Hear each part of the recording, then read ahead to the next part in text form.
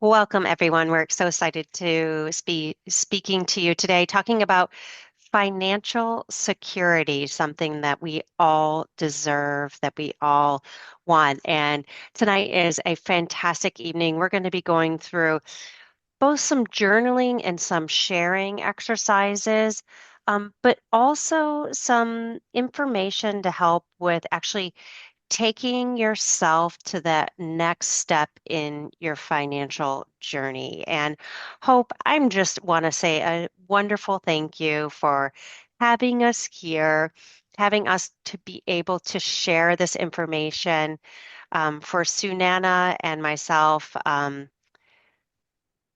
It's like the biggest gift in the world. So I'm just sending a wonderful, warm hug to you across the ether of, um, I guess, the internet. I appreciate it, and I'm so looking forward to tonight.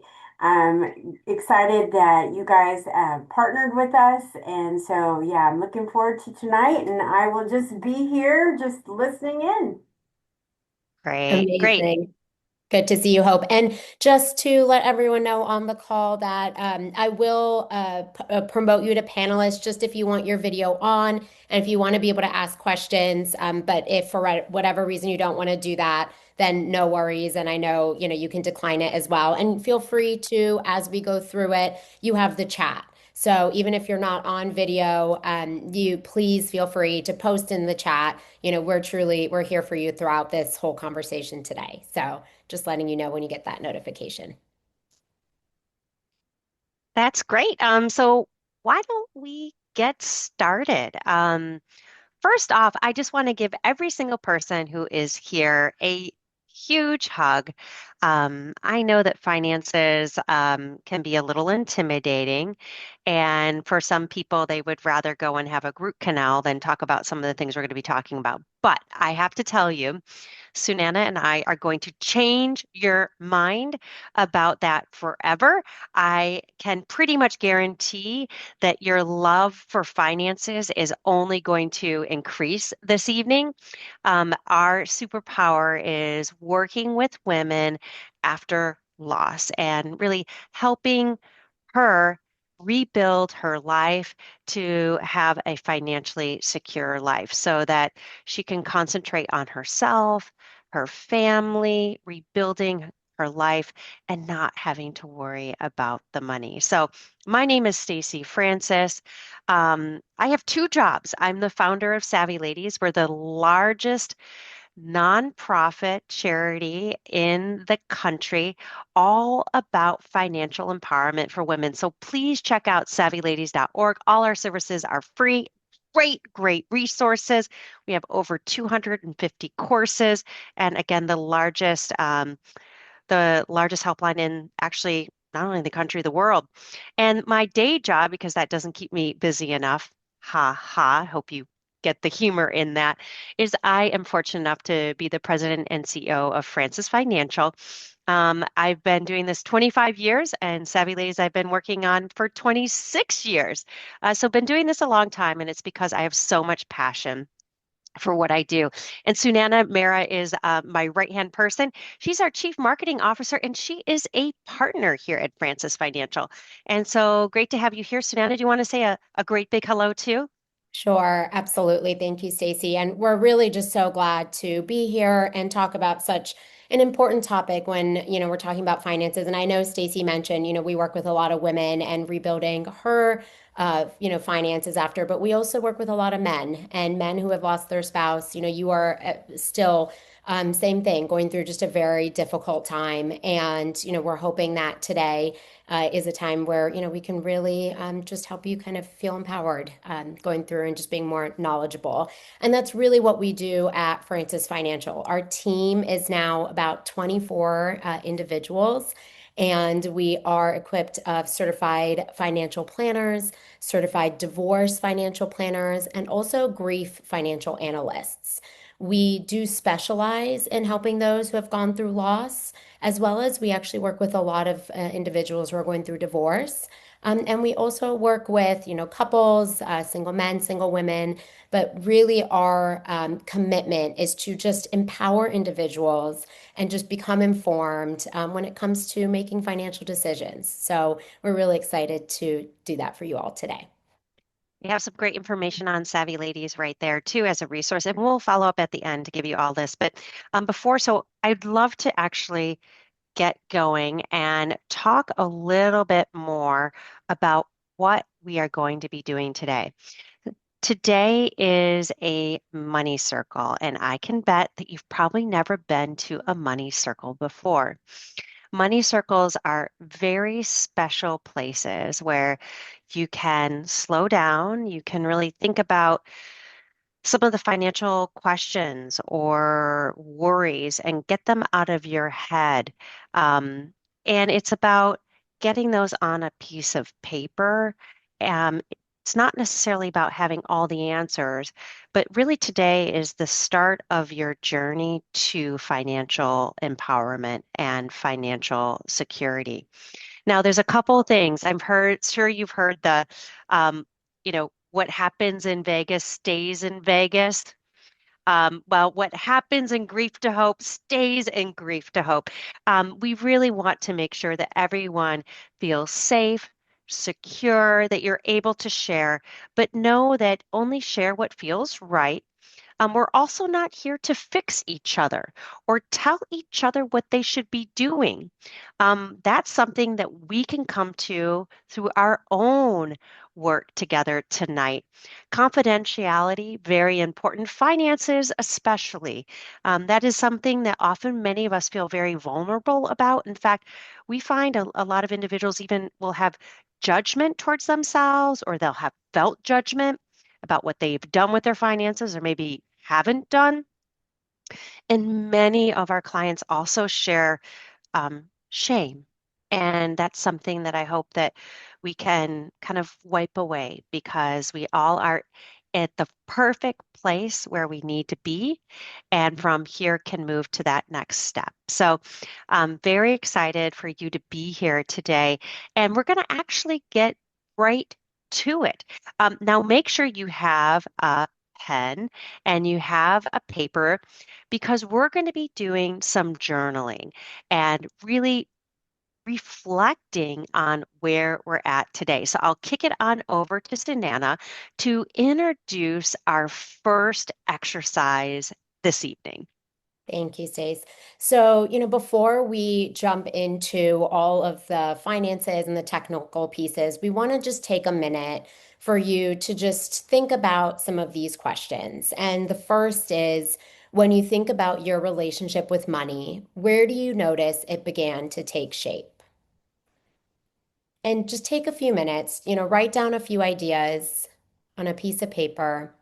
And a lot of these questions, we're going to send this to you afterwards. So don't feel like you need to answer every single one of these. I'm going to go through these. This is just really for you to see what comes up for you, when I ask these questions and write down some notes that kind of that are triggering when you hear this. So, are there early experiences or messages about money that still show up for you?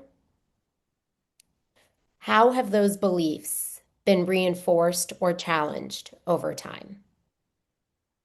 And I'm going to take a pause there. So, why don't we write a few things about those three? So, when you think about your relationship with money, where do you notice it began to take shape? Are there early experiences or messages about money that still show up for you? How have those beliefs been reinforced or challenged over time?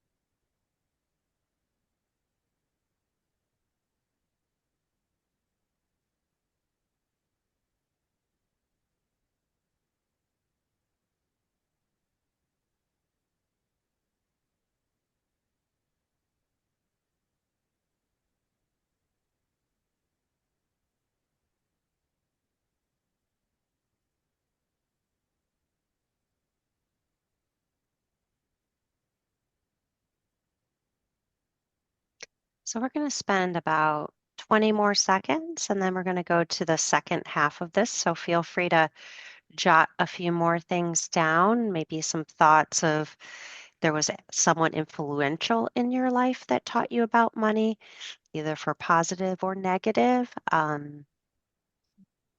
What did that look like for you? Kind of your money, often a money DNA. And I always say that we are all like snowflakes, and our money stories are also like snowflakes. We all have different experiences that have moved us, that have changed us, who have molded us to who we are today. Right. And Sunita, do you want to talk about the last few that we have here? Yeah, absolutely.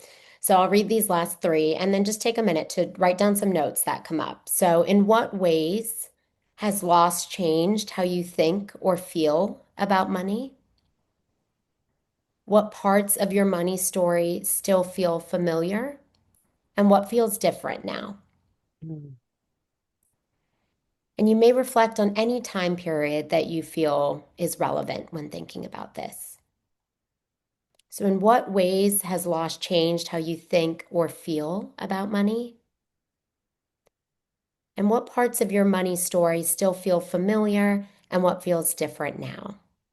And for those joining us, I see we have a few more coming in. We're just taking just a few minutes here to do a journaling and just think about your money story. So if you want to take a few minutes, grab a paper and a pen, and by looking at some of these questions, just jot down a few things that come to mind. And I'll give everyone just another 3 minutes. And letting you know, we are going to be sharing all this information with Hope. So, our hope, pun intended or no pun intended, is that you can reflect on these, maybe even with family members, to start that conversation about money because it's healthy and it's good for families to be speaking. So, if you do want to reflect more, you will have ample time even after today. And something I will share too, just personally, I've been giving these beautiful, wonderful money circles now for over a decade. Many of these questions are similar each time I give them, but I will tell you, I continue to learn and discover more about my money story, and my money story continues to evolve. So know that this is an ongoing exercise. It's not just this evening.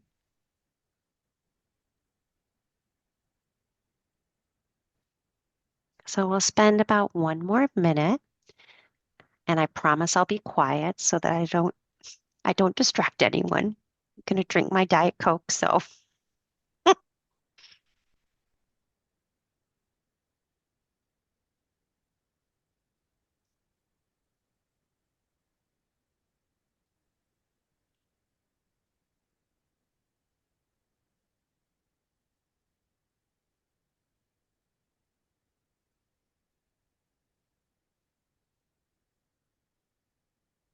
okay, about 30 more seconds.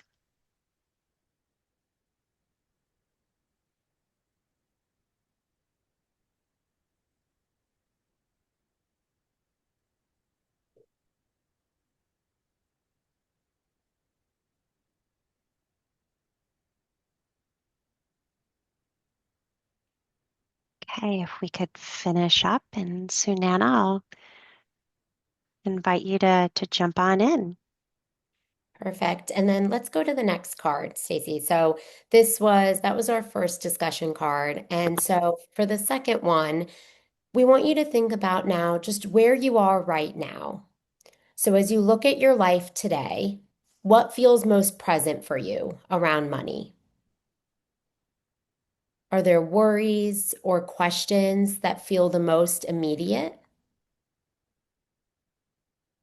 And are there certain things that come up on a day-to-day basis, weekly basis, monthly, yearly? What are the things that feel uncertain, unfinished? The list of finance things you have on your to-do list, what does that look like? What are some of those things? and maybe think about what feels steady, already Mm, handled. And if it's helpful, you could even maybe put your paper in two separate sections. Of maybe one section are still the things that feel uncertain, unfinished, you're worried about. And on the other side, maybe what are the things that feel steady and supportive?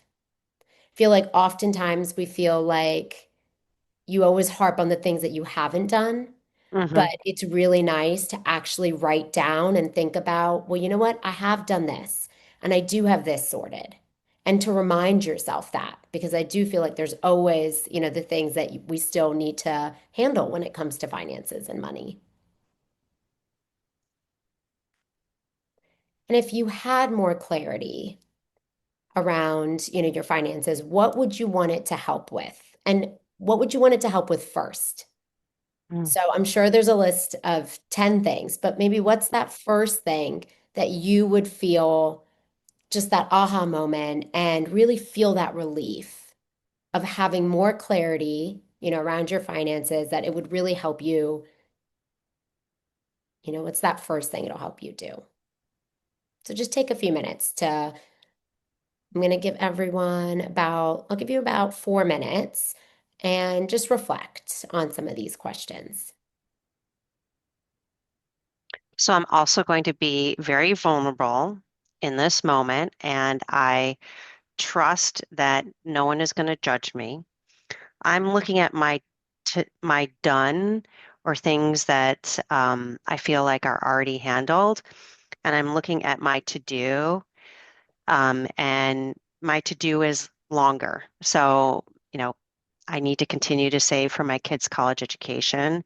I need to save more for my retirement.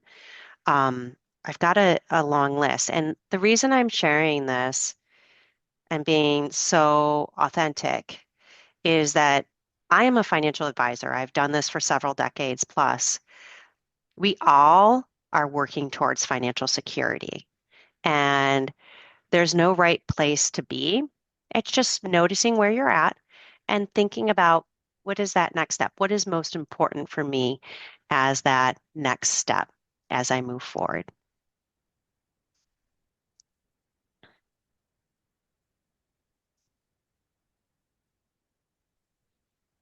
Okay, and we have about a minute and a half. And for those, I know I see a few more people that have recently joined us. So just want to share, we're just taking some time to write down and to journal before we're going to get into the meaty stuff around finance. And we're going to really talk about, estate planning and insurance. But before we do that, we just want to take a minute to just really think about, where you are right now in your in your financial space. So then we can, when we give you all of this knowledge, we can really think about, what are we going to do with it? So just take a few minutes to write down your answers.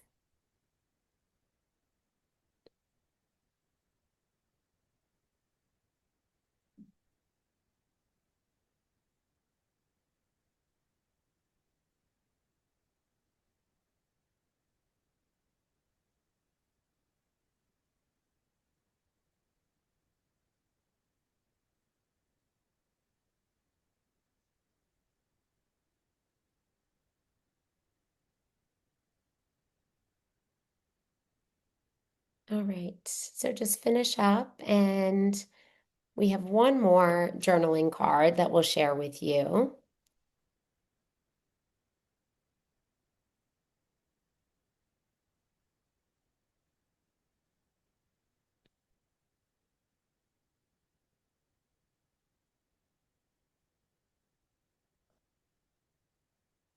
Stacy, do you want to Yeah. go to the So we'll next? go to the next card. This is our last card before we move on. It's looking forward, intentions, not decisions. And so when you imagine feeling more financially steady, what do you hope that would allow for in your life? What would help you feel more confident or calm about your financial situation? Is there any type of support that you yearn for or you feel like would give you a big difference in helping you move forward? What intentions feel meaningful right now? What is your goal right now, even if you're not really sure what the next steps are? What pace feels respectful of your life and also of your grief journey? And again, this is not about committing necessarily to action today. It's about really being thoughtful of the direction that you want to go. And as we move forward and talk more about the financial pieces, which is kind of the next step, it also may become more apparent to you what that intention is and even what that, next step is most meaningful and feels right to you. So we're going to spend about 2 minutes. Now we've got a total of 6 questions. Maybe not all of them speak to you, and others do. So choose the ones that really speak to you, and if you could kindly write down your thoughts as well.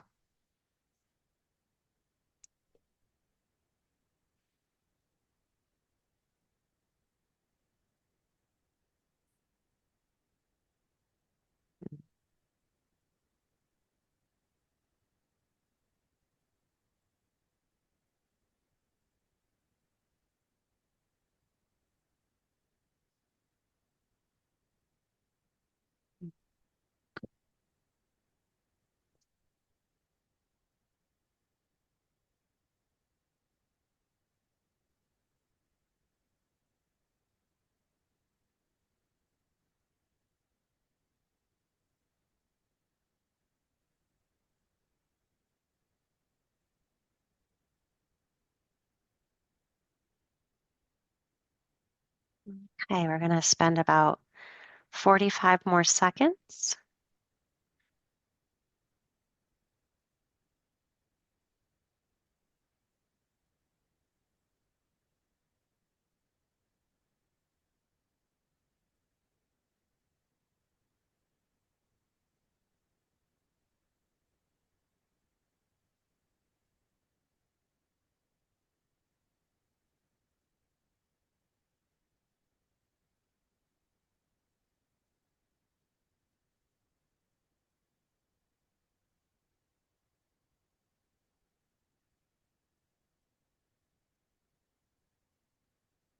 All right.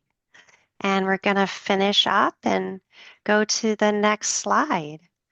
And so for us, when we're looking at the finances, um, together, what we want to talk to you about tonight is what we think of as the like foundation of financial security, and that foundation of building a solid financial house. Um, there are all types of loss, but we'll also talk a little bit about if you've lost a spouse and what income and benefits that you may be entitled to, as well as other areas about moving forward, making sure that you're taking care of your family. And so, as far as what we look at, as far as loss, um, there are really different pieces of loss of when during the short term your expenses and everything is quite, up in the air. And longer term, things start to settle into what's called a new normal. This is where we would encourage you to really look at what a rough estimate of your expenses are now. And looking at, does the number feel high? Does it feel low? Is it manageable? And what would you like to see about your spending picture potentially change? All right. So for the vast majority, I'm going to say 90% of us, we actually really don't know down to the penny where our money goes on a monthly basis. And I'm going to share my journey. So I went through and I decided that I was going to actually categorize every single penny. and I went back through my expenses for the year. It was a big project, and I'm going to share some tools that you can use that are going to make it easier for you that I used. And I was able to categorize and create a budget of every dollar that I spent. I'm going to tell you that what I spend on a monthly basis was so much more than what I thought. In fact, in certain categories, um, I was lying to myself. I'm going to talk about our dogs. Now, no judgments, but yes, we have three. They are all rescues. There's all a reason why we ended up with one. And I adore those dogs. In fact, right before I was listening to Taylor Swift, dancing with my little Chihuahua, and she was having a ball. I think she's a Taylor Swift fan. But what I found is that we are spending, and I hope you're sitting down, $3,500 a month on these dogs when you added up the vet bills, the food, as well as the doggy daycare. Well, we were able to make some really unbelievable changes, and we were able to reduce that down to $1,500 a month. Now, yes, they still have fancy kibble. I will tell you, we did not get rid of that, but we did make some changes with regards to doggy daycare. So you may not be spending $3,500 on your dogs like I am, but I can guarantee with doing this expense strategy and this exercise, it will shock you where your money is going because we look at our lives and we tend to underestimate our spending. All right, so what you're going to do when you actually look at those numbers is I also want you to not only notice, is it higher or lower? Does it feel manageable? The next thing I want you to really think about is, does my spending reflect my values? Does my spending reflect my values? Because I will tell you this, see where people spend money, that tells you about who they are as a person. Is that story of who you are right? And something I found is that we were spending things on items that were not adding to our life. And for us, we prefer experiences. And so this was really helpful. So now, how m- how do you track? I'm going to give you a few tools that you can use. The first one is you need a budget. And I'm going to ask Sunana to put that in chat. You need a budget. It is an online tool. It's very safe and secure. You can link your credit cards, your checking account. It will pull that data. It will track it also going forward, and it will categorize it for you. So that's one of the tools that I use that was very helpful. Another is personal capital. That is another resource. And then another that you can use is called QuickBooks or Quicken. Those are two others, great tools that you can use to try to make this an easier process. So the next thing I'm going to really talk about is, well, how much should you be spending? Isn't that a good question? Does anyone really tell you, like, of your budget, of your income, how much should be spent? So now this is someone who is before retirement. So they're in what we would call the accumulation phase. And the accumulation phase is when you have income coming in from an employer, from a business. And don't worry if you're on the other side. If you're on the other side and you're in what we call the decumulation, where you're taking from your portfolio for the living expenses, hang on. I've got information for you too. So it's the 50, 30, 20 rule. And what it means is that your spending 50% should go towards needs. Now, that is housing, healthcare, it might be food, and I'm not talking about Uber Eats or fancy restaurants. I'm talking about like the basics food. And then the third 30% is towards wants. Those are the things that, you know what?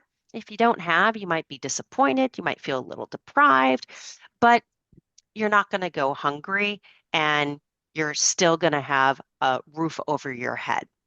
So now the most important here is the 20% towards debt and savings.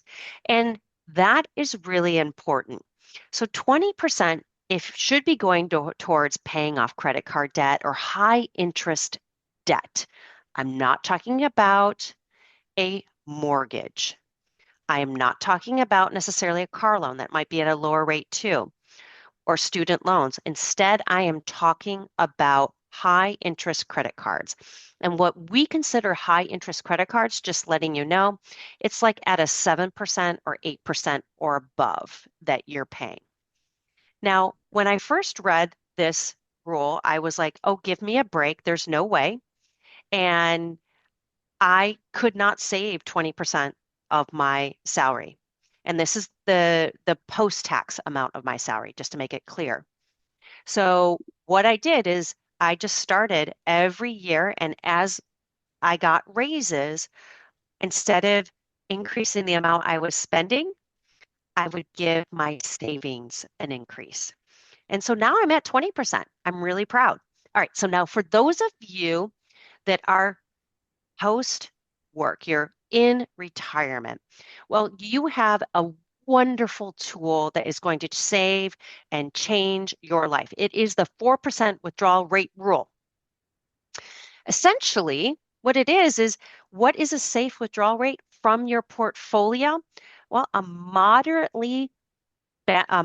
or balanced portfolio, let's say 60% stocks and 40% bonds, you should be able to withdraw about 4% of that portfolio every year without the risk of depleting it. So what does that mean? We'll give you an example. You've got $1 million saved. Well, withdrawing 4% allows you to take out $40,000 a year. And you may need to take out more. If you do need to take out more than that, then maybe instead of a balanced portfolio of 60% stock and 40% bonds, like I mentioned, well, maybe it needs to be a little bit more more stock, maybe increasing to 70% stocks.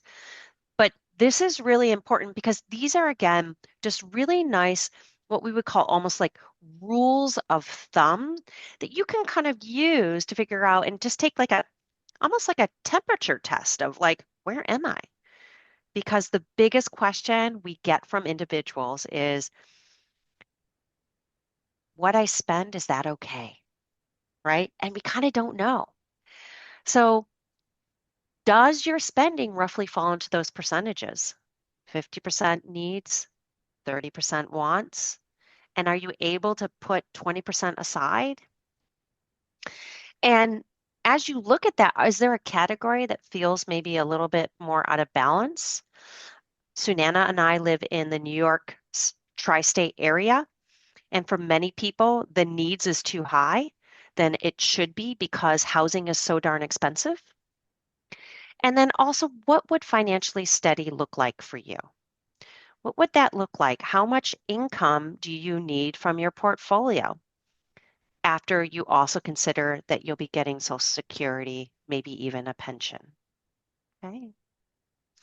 So next step that we're going to look at is what benefits are you entitled to? And so for many individuals, if it is your spouse, unfortunately, that has passed away, making sure that you reach out to HR because there are many benefits that you just may not have known about. Could be a retirement account, such as a 401k or a 403b. There could even be a pension, and a pension is a little different. That's something that pays out on a monthly basis, and you could be entitled to that. A lot of individuals might have what's called deferred compensation, dollars that were going to be paid to them in the future that they earned previously.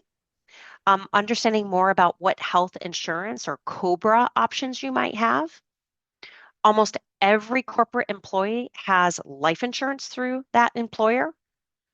And then also understanding long term how long these things last and what you're entitled to. So we will follow up, Hope, with this wonderful guide that we have. It's a widow's guide that tells you all these different things. It even goes through veteran benefits, what you need to do, qualify. So we're going to have all of that detailed as well. In Social Security, we're going to talk about, I actually teach courses on Social Security, helping you understand your survivor benefits. If you have children, what those benefits are, payout options, the required paperwork, and we can talk a little bit about that. But questions, do you feel confident that you understand all the employer retirement benefits, that you have access to what you're entitled to? Do you know what retirement or survivor benefit you might be entitled to? And, really thinking about, is there anything that feels confusing or uncertain about? And so to spend like maybe 10 seconds here, write down a few things that you would like a little bit more information about.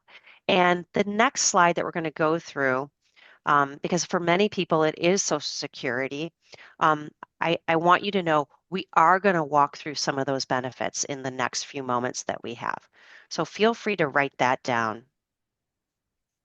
And just know that even after today, you walk away, and if some of these questions, you're still thinking about and you're really not sure, we are here at the end. We'll share our information, but feel free to send us an email and send us a note. We're happy to be a resource and to support if you have any questions about anything that Stacey's going over. All right, so there's a lot with regards to Social Security, and so I'm going to move forward to that. All right, if you take anything away from our conversation about Social Security, I want you to take away this. When you call up the Social Security Administration and you ask your question, whatever that question might be, you write down exactly what they said, as much for word as possible with all the numbers. Okay. Then you wait a few more minutes. You call back to the Social Security Administration. You ask the same question and you make sure it matches up with what you wrote. Okay. I don't mean to be a pain, but then you call a third time. You call a third time, you ask the same question and make sure that it matches up. The challenge is that there are all different levels of expertise at the Social Security Administration. And we all know that there have been significant cutbacks in the government. And so sometimes you're talking to someone who gives you 100% the correct advice and information. But sometimes you talk to someone who doesn't. And so I know it's a pain, but this is really important for you to do. The other thing I will encourage is a lot of individuals will have a Social Security office in their hometown or not far. It can be much more comforting to actually go in and speak to someone because, quite frankly, a lot of this feels like it's Greek. So just giving the basics. So if your spouse has passed away and they earned enough credits, meaning that they worked enough years in the US that earning Social Security benefits, you are entitled to 100% of their benefit called a survivor benefit. You can collect that as early as age 50 if you have a disability. Um, or if you don't have a disability, you can collect it at age 60. Now, something that might be interesting for you to look at for many of our clients, they will collect what we call their survivor benefit as early as age 60. They'll let their own retirement benefit grow and they'll start to collect their retirement benefit at age 70. And sometimes it's significantly greater. Every year that you delay collecting your benefit increases by 8%. I have to tell you, there's no investment in the stock market that's going to guarantee an 8% return. So this is one of the strategies that you may be able to use. Now, if you have children dependent on you that are age 16 or less, you are allowed to get a survivor benefit immediately until your children turn age 16. Your children also, if they are dependent of the deceased, will be able to collect Social Security until their age 18.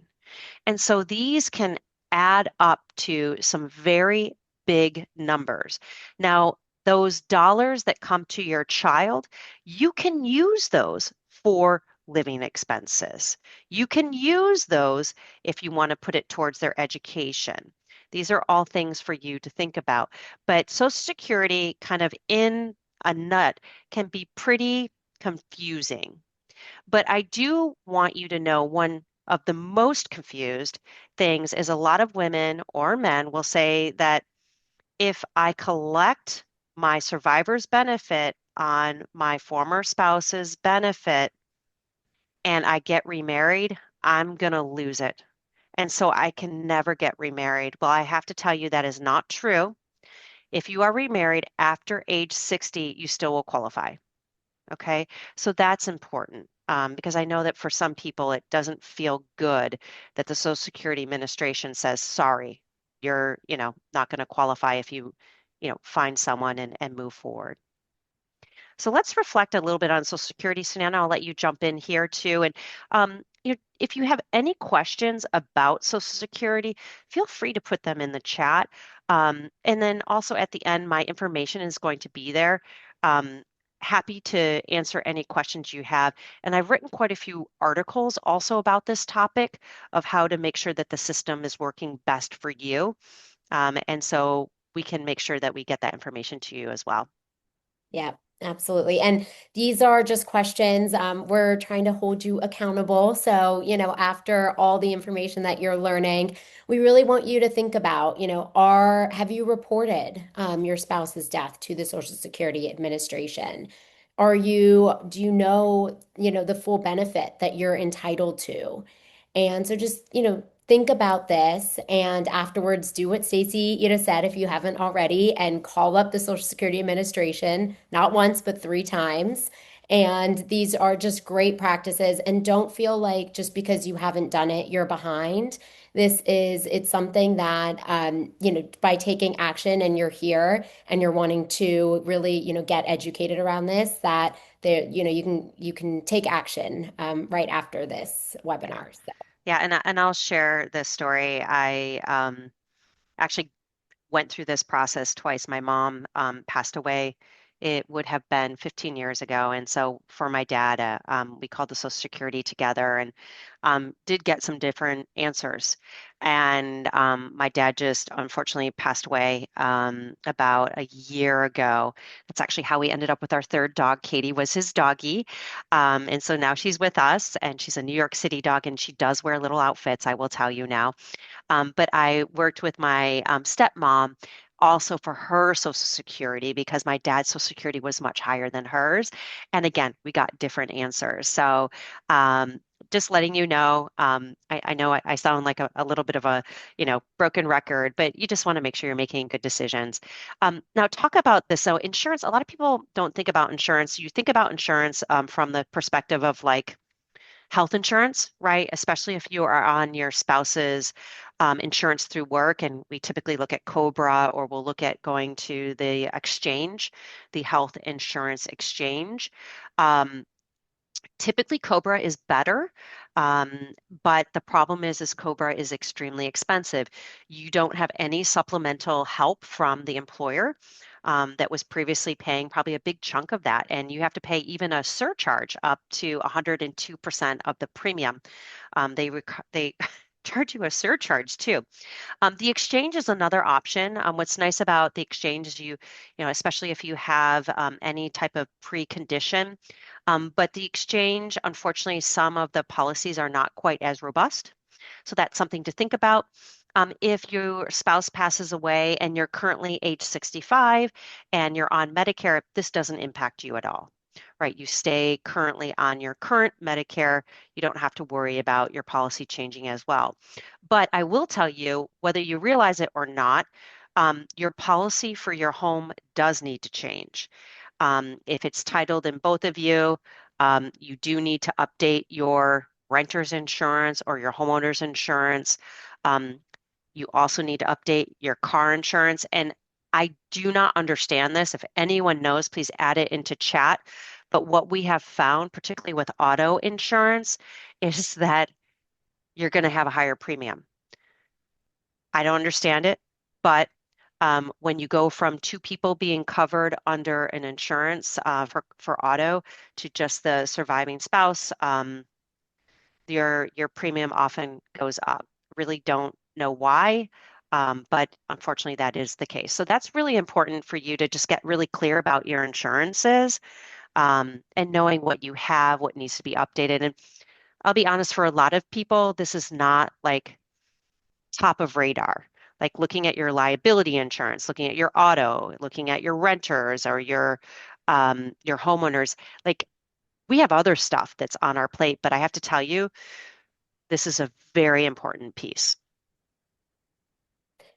Yeah. Yeah, and just think about, so these are some questions that, we want you to think about when it comes to your insurance. Do you know what insurance policies you have in place right now? And is there any coverage that still needs to be updated or transferred to your name? And just in general, if you have questions about insurance, I mean, it can be a lot, so feel free to ask, any questions you have around this. All right. So we talked a little bit about healthcare coverage. I'm going to jump into estate planning and beneficiaries. Um, for anyone with any type of loss, eventually reviewing your will, who you have chosen as your power of attorney if you need to nominate someone else, and your healthcare proxy. And let me just explain what a power of attorney is. This is a very important document, and you name someone who can make financial decisions for you on your behalf if, God forbid, you can't. Now, what's really important to know too is that this person could, act nefariously. They could even, go to your bank and take money out without you even potentially realizing. It's a lot of power. That's why the person you nominate for this is someone you really trust, ideally a dear friend or a family member. There are people, though, individuals who are professional power of attorneys that have insurance and bonding that you can name as well if you are worried and you don't have someone that you can think of. The healthcare proxy is someone who would make medical decisions for you if, God forbid, you couldn't, and you can list whether or not you would be resuscitated or not. These are really easy documents to have, really important too, because you need to make sure that your family and everyone is protected and that, quite frankly, you're protected, that your bills are paid, and that the right medical care is given to you of what you would want. Your will is important. It says where all your assets are going to go. It's what I think of as a love letter to the people in your family and your life that mean something to you. And I know we just celebrated Valentine's. I've been talking about people like update your will, make sure all these things are in place. That is the best love letter you could ever give to your loved ones. And I do want you to know that your will is very important, but there's something that's even more important. It is your beneficiary designations. When you think of beneficiary designations, think of the high card in cards. I don't really play cards, you can tell. But like if you can think of like the ace, I always think of the ace as the highest, right? Like the most important thing that you can do is make sure that your beneficiaries' designations are right. Because if you have, let's say, your sister and she has passed on, and your beneficiary designation says her, but your will says your child, there's going to be a problem. There's going to be a problem. And so your beneficiary designations trump anything that's said in your will. And you're going to have a beneficiary designation on your life insurance, on your retirement accounts, and a lot of brokerage accounts as well, or even bank accounts. So make sure you look at that. Really, really important for you to protect your family because that situation where you have two people, um, that is going to cause absolute havoc for your family and potentially could create some fighting and lawsuits. You do not want that. And I will say, kind of as we reflect a little bit about our estate planning, the biggest source of litigation from estate planning are heirs or children not understanding your wishes. So, we have some really important questions for you to think about, like where you are, what you need to be doing. But I also highly recommend that you write a letter explaining your decisions. It could be that throughout your whole life, one of your children had significant medical costs and you spent hundreds of thousands of dollars on their care. And their older child, you didn't have that. And so you're leaving potentially more money to your older child, where your younger child, who now is healthy, is saying, what the heck?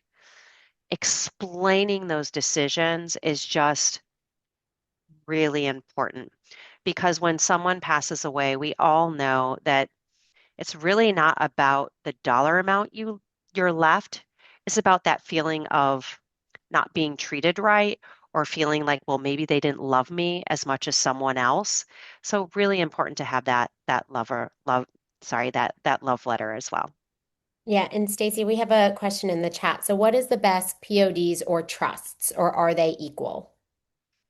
Um, Payment on deposit. So POD is or TOD, transfer on death. Um, that is uh, a way to put a beneficiary on a brokerage account or like a taxable account, or to be able to put a beneficiary on your checking and savings accounts. You would do that with your bank or you would do that with your custodian, and it's the titling of the account. Um, those are different than trusts. Trusts, I think of trusts like as an Easter basket, and I'm thinking about Easter because I'm getting excited. We're coming up to the spring. And what I know about Easter baskets is that every year my Easter basket is the same, but I have different things, different types of candy in it for my kids. And FYI, my kids are older. They're like 17 and 20, but we still do Easter baskets and they still love it. Well, a trust is exactly the same thing. You can put any assets you want in a trust. And what that trust does is that it protects those assets. There are certain trusts that can protect it from, let's say, bankruptcy. It could protect it from creditors. It could protect it from a future marriage, and you want to make sure that those assets go to your child.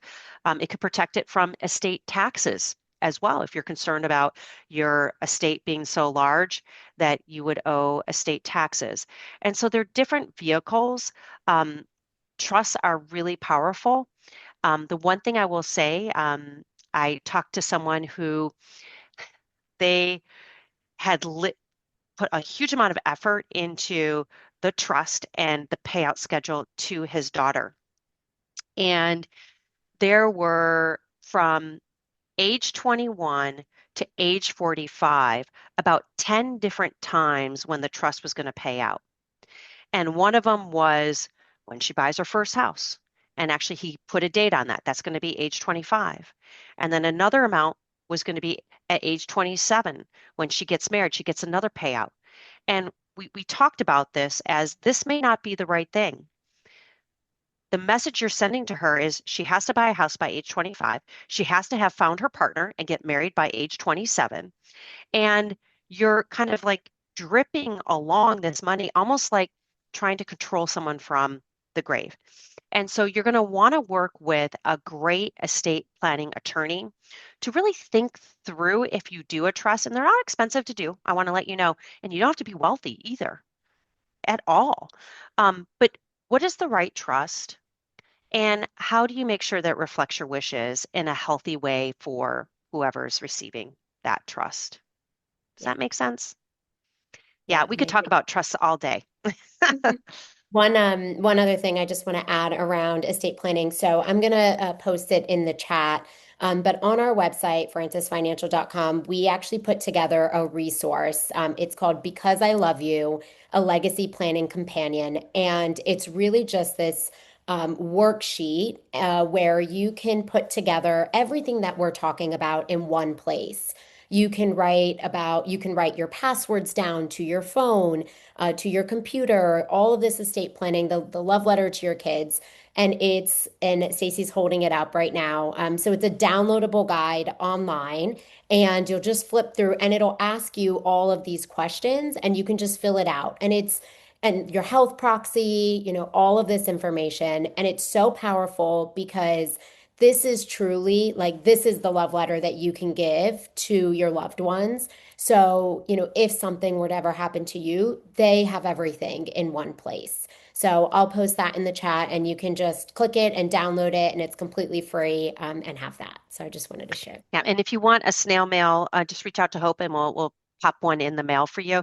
We'll also give you a link to this. This is Financial Help for Widows. So if you are a widow or you do know someone who has gone through a loss of their partner, this takes you through absolutely everything you need to know with regards to the benefits you're entitled to and how to plan going forward. It also talks a lot about protecting yourself from identity theft, phishing, vishing, and smishing. I know those sound like crazy words, but they're all words that cyber criminals use to take money from you. And Hope, if you're ever interested, we teach a session specifically on how to protect yourself because I will tell you that people look for individuals that have had losses, whether it's a child, a partner, or a parent, know that you are vulnerable. They know that you are vulnerable and they will target you. And so we have a great presentation so that like if an email comes in or a certain phone call, to very quickly be able to tell if this is real or if it's something that you need to get out of as quickly as possible. So yeah, it's kind of scary, and I don't mean that to say scare you, but that does happen. And so the things that I think is really important is just to know that after a loss, whatever loss that might be, um, give yourself a pause on making significant changes to your life. Um, that's really important because you don't want to do something that maybe will change your life and what was right for you, in those months after is not necessarily right for you long term. We've had clients move to foreign countries and then find themselves more lonely than before.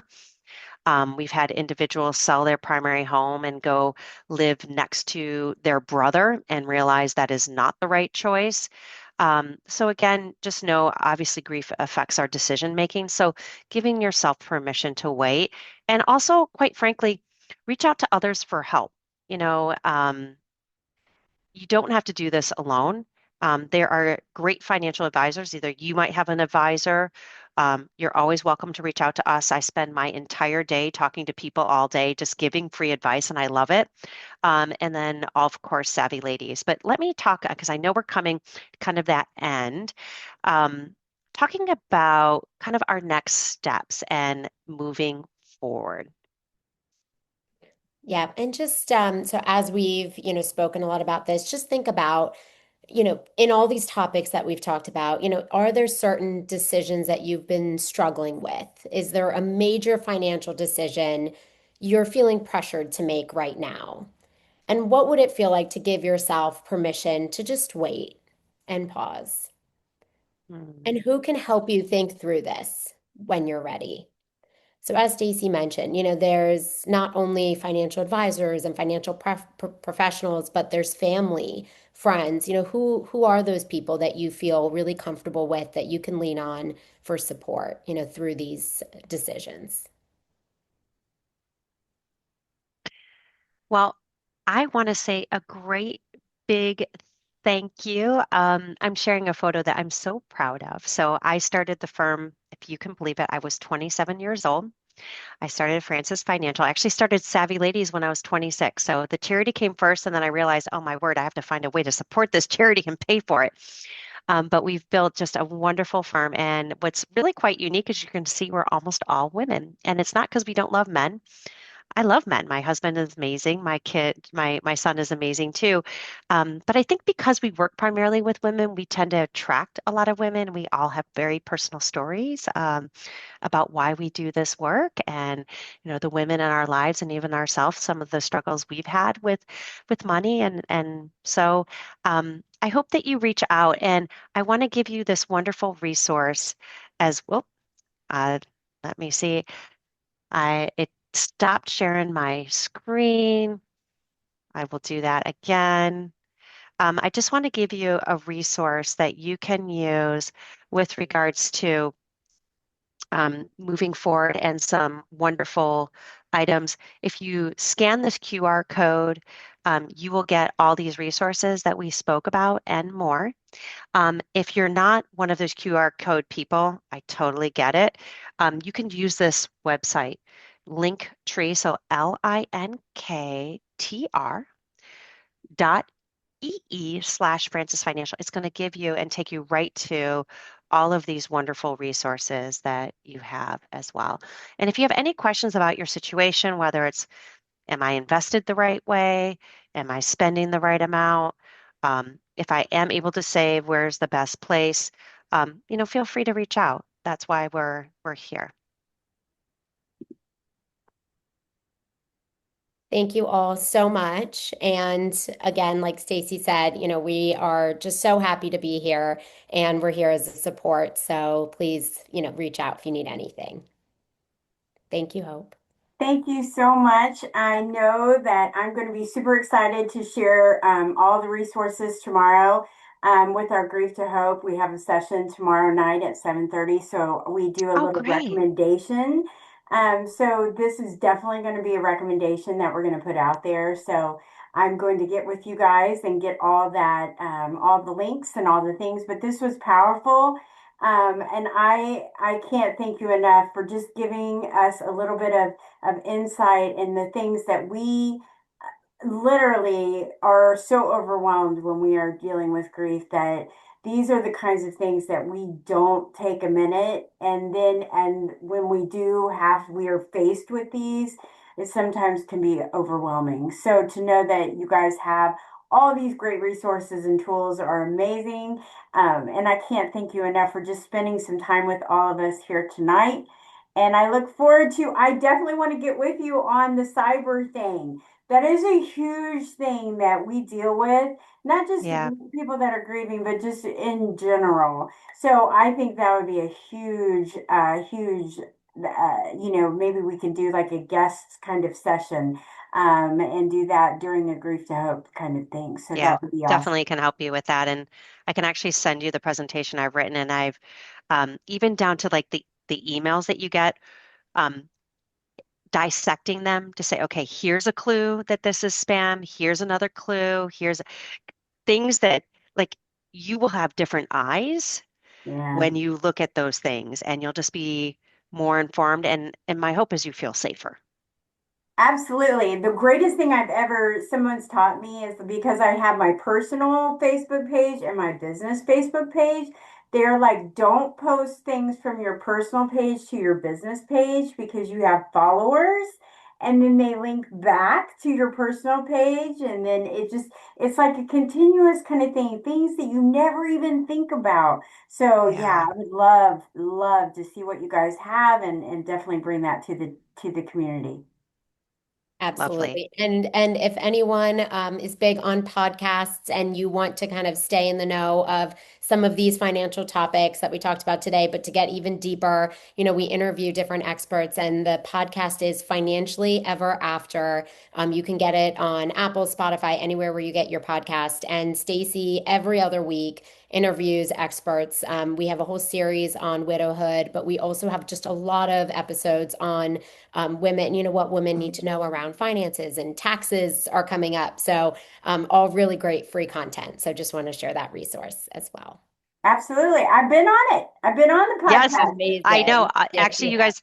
you guys, Hope we're gonna send you the link, so you send out the link to your community too. So, yeah, Awesome. Hope we had so much fun chatting, and Yeah. Yeah. It's We'll have to always have you back amazing. on. We'll have to have you back on. Absolutely. Well, thank you again. Everybody have a Thank great you. day and thank you for joining. Thank Thanks so you. much. Take care, Take care. All Take right. care. Bye-bye.